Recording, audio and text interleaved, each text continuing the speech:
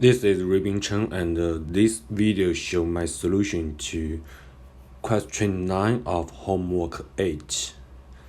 The question 9 shows that if x1, x2 to the xn is a Markov chain, then it is statistically determined by its second-order probability mass P xi equals to xi value, xj variable is equals to value xj for any ij equals to 1 to the n.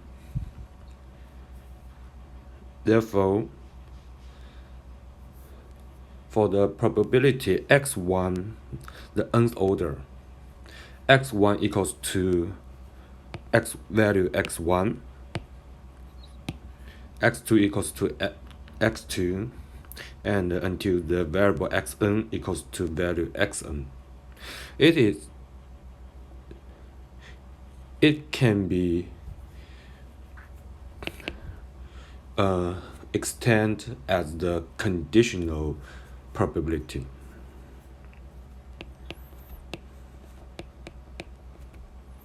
which is the probability of xn equals to xn under the condition that xn minus 1 equals to xn minus 1 times, and also till the x1 equals to 1.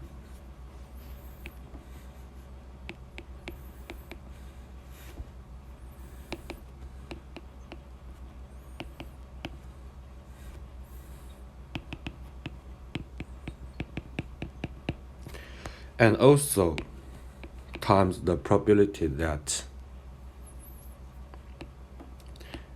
xn minus 1 equals to xn minus 1 till the x1 equals to x1.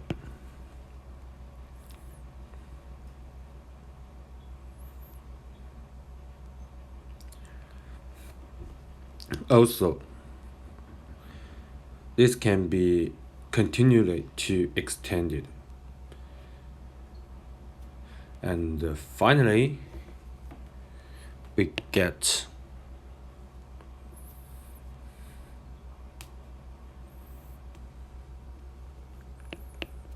probability that xn equals to xn under the condition that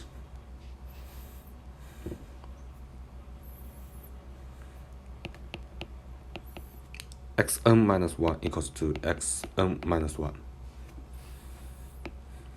times xn minus 1 equals to xn minus 1 under the condition that xn minus 2 equals to xn minus 2 times plus until that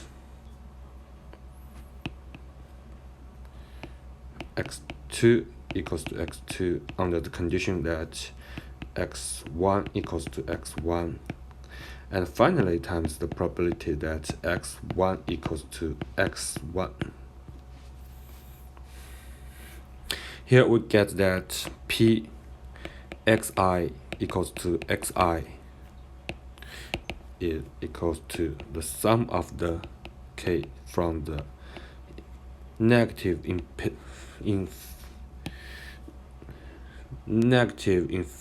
to the positive infinity for the probability that xi equals to xi,